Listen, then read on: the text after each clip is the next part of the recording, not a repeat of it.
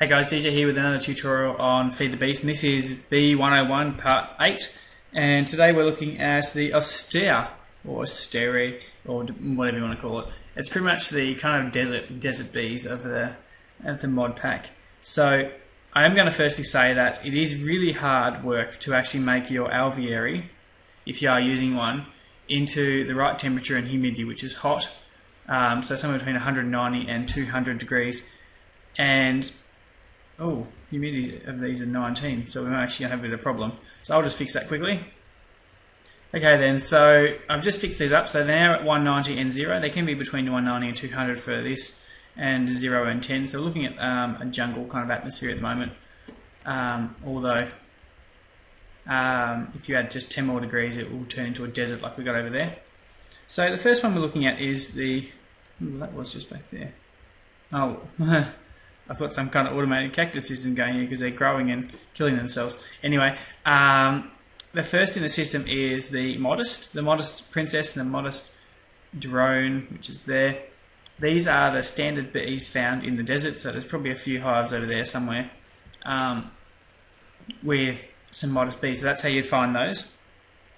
And the first bred one is going to be the Frugal.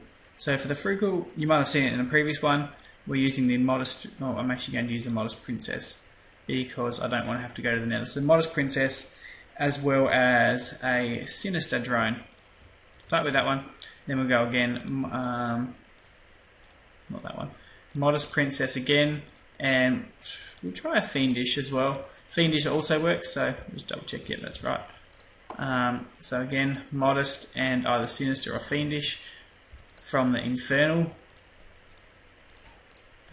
branch, so there we go, and the last one, put one more Modest in and one more Sinister. Okay, we're good to go.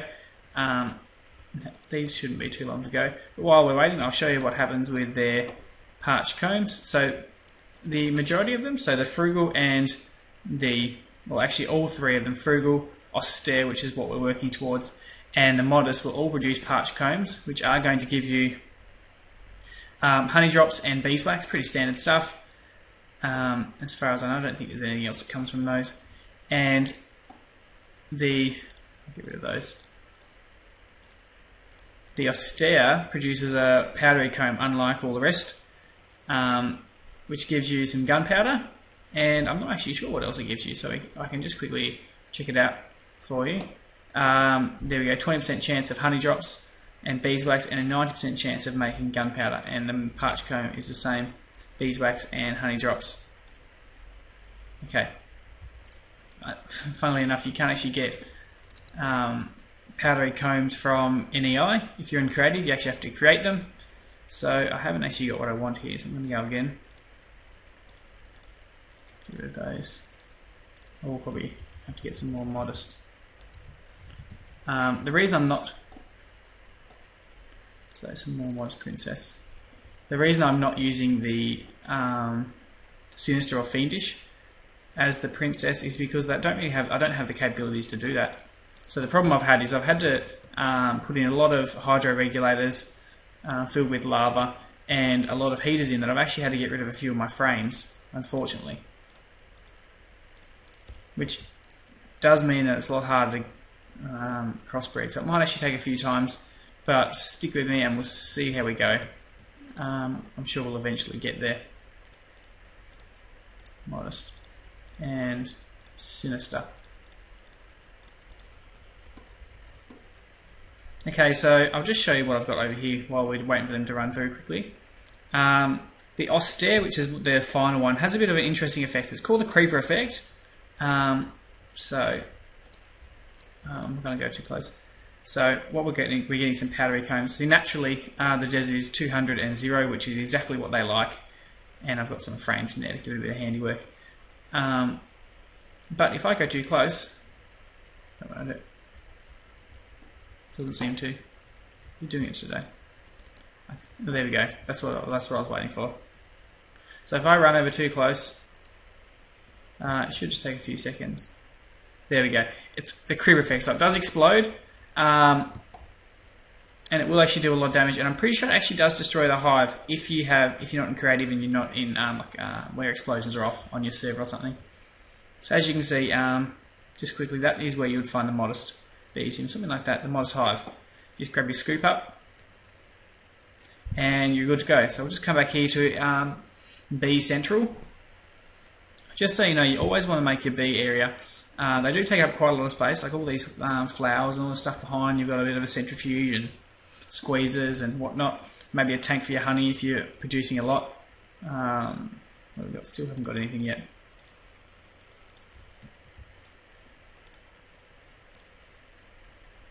Always have modest princesses again. I can actually try it for you though using the other way around. Hive members are not finding the right flowers. There is. That's interesting.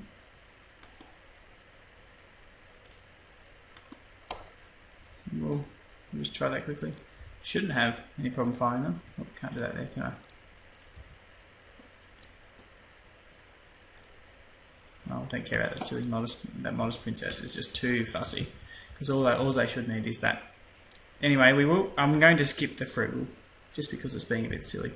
And I got them very easily in the last tutorial I did for the infernals. So we'll go with the frugal.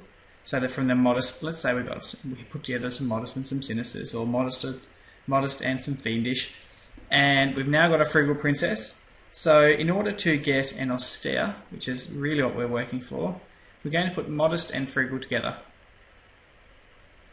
Mating requires a drone. There's a drone just there.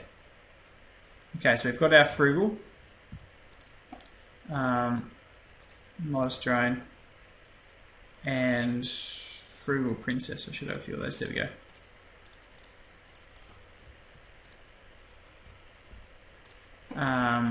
Get rid of that stupid modest queen. I don't like it when they're too fussy. If they're too fussy, they're out the door. Okay. Modest drone and a frugal princess. And then, I'm not quite sure why they're actually saying that.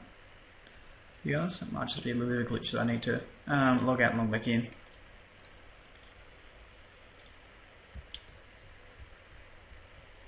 Okay. Let's see how that goes from there. So I can run you through a bit of, oh, there we go, they've already finished. Frugal, modest. I can run you through a little bit of these systems that I'm using. So we've got some frugals, put them back in again with the modest. I'm using lava plugged into a bit of a lava generator here that I've shown in a previous video into my alveoli high grow regulators, because what I'm trying to do is dry up the place. So the lava in the high grow regulators, whatever you want to call it, frugal, modest. Every time I use it, it's going to heat up the place a little bit more. Frugal, I don't want to put frugal together. Frugal and modest. So I don't want to, if you are wanting to use the same, now I actually might even give up at one stage. If you do want to make this kind of thing, then you are going to need plenty of heaters, because the heaters will add 20% every time. So depending on if you're in a desert, you're probably never going to get enough heaters in order to, a wintry biome like a tundra or something like that, you're probably never going to get the right amount of heat. But if you're in something like a standard forest biome, then it's probably the best way to go forest, or that's modest and modest. Because you can go up or down pretty much as far as you need to for anything.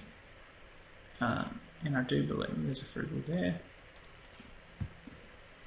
So ultimately what you're trying to do is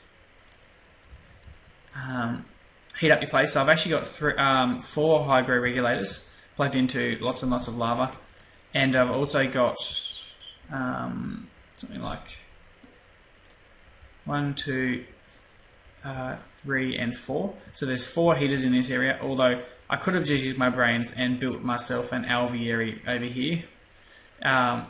Because it is exactly the way they want it there, which is why you should always build your bee systems on the corner of multiple biomes, I would probably recommend using Modest, Frugal.